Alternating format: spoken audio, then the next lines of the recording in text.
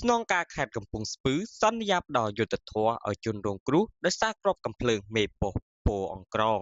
ឧត្តមសេនីយ៍តូខឹមសុខៃស្នងការនគរបាលខេត្តកំពង់ស្ពឺនៅចំពោះមុខគ្រួសារជនរងគ្រោះឈ្មោះផានរាយុដែលបានស្លាប់ដោយសារគ្រាប់កាំភ្លើងមេប៉ុស្តិ៍ពោអង្ក្រងបានសន្យាផ្ដល់យុត្តិធម៌ទៅតាមអំពើនិងកំហុសដែលកើតឡើងតាមប្រព័ន្ធច្បាប់កម្ពុជាឲ្យបានភាពសុក្រិតនិងតម្លាភាពសម្រាប់ជនរងគ្រោះការសន្យារបស់លោកឧត្តមសេនីយ៍តូខឹមសុខៃក្នុងពេលដែលដឹកនាំមន្ត្រីក្រមអាវ៉ាតចូលរួមបុណ្យសពជនរងគ្រោះឈ្មោះផានរាយុភេទប្រុសអាយុ17ឆ្នាំនៅភូមិព្រៃស្រូឃុំពោអង្ក្រងស្រុកបរសេតខេត្តកំពង់ស្ពឺដែលបានរងគ្រោះថ្នាក់ដោយសារតែគ្រាប់កាំភ្លើងរបស់នាយប៉ុស្តិ៍នគរបាលពោអង្ក្រងកាលពីយប់ថ្ងៃទី3ខែតុលាឆ្នាំ2025កន្លងទៅ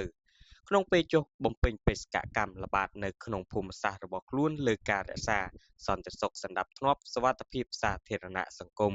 ក្នុងនាមជាមន្ត្រីអនុវត្តច្បាប់និងក្នុងនាមជាប្រធានស្ថាប័នស្នងការដ្ឋាននគរបាលខេត្តកំពង់ស្ពឺអធិការដ្ឋាននគរបាលស្រុកបរសេតសូមបដិញ្ញាថានឹងយកជាបទពិសោធន៍សម្រាប់ការបំពេញភារកិច្ចរបស់កងកម្លាំងនគរបាលជាតិទាំងមូលសូមការអធ្យាស្រ័យសុំទោសពីក្រុមគ្រួសារនិងសន្យាថាផ្ដល់យុត្តិធម៌ជូនក្រុមគ្រួសារសពក្មួយប្រុសផានរាយុ